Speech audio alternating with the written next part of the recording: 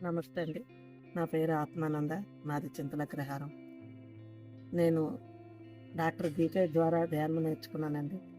20 సంవత్సరాలు ధ్యానం నేర్చుకున్నాను, చేస్తున్నాను. అనుకోకుండా నాకు సయాటికా వచ్చిందండి. ఆ సయాటికా పెయిన్‌కి డాక్టర్ దగ్గరికెళ్తే ఆపరేషన్ అది చెప్పారు.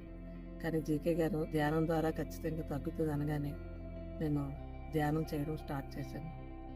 రోజుకి 8 గంటలు, 9 గంటలు ధ్యానం చేసిన తర్వాత నాకు కంపల్సరీగా సయాటికా పెయిన్ పూర్తిగా తగ్గిందండి. చూడండి, మనం పెద్ద పాము ఏదైనా ఇస్తే పెద్ద కాలుతోటి, చిన్న పాముని చిన్న కాలుతో కొట్టినట్టు మనం చిన్న నొప్పిని గంట, అరగంట ధ్యానంతో తీసేయొచ్చు. అలాగా పెద్ద కంప్లైంట్లు వచ్చినప్పుడు క్యాన్సర్ కానీ, ఇలా బ్యాక్ సయాటికాలు కానీ, నడుము నొప్పులు కానీ గంటలు గంటలు ధ్యానం చేస్తే ఖచ్చితంగా కూడా ఎలాంటి కంప్లైంట్ అయినా సరే తగ్గుతుందండి. అలాగే నేను పౌర్ణమి ధ్యానము, తర్వాత పిరమిడ్‌లోని ఎక్కువ ధ్యానము ప్రతిసారి కూడా అలాగే చేస్తూ ఉంటాను. అలాగే సర్వీస్ కూడా నాకు చాలా చాలా ఇష్టమండి. అన్నదానం దగ్గర సర్వీస్ చేస్తున్నాను. ఇప్పుడు నేను మాత్రం చాలా చాలా హ్యాపీగా ఉన్నానండి. నేను చక్కగా మెట్లు ఎక్కడం గానీ, ఎక్కడికైనా వాకింగ్ గానీ, రన్నింగ్ కానీ దేనికెళ్ళినా సరే నాకు బ్యాక్ పెయిన్ అనేది లేదండి.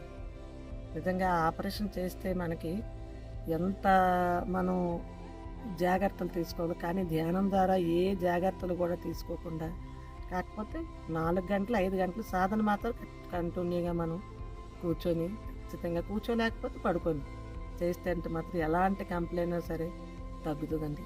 ఇది ఒక్క ధ్యానానికే తగ్గుతుంది పూర్తిగాను. నమస్తే అండి.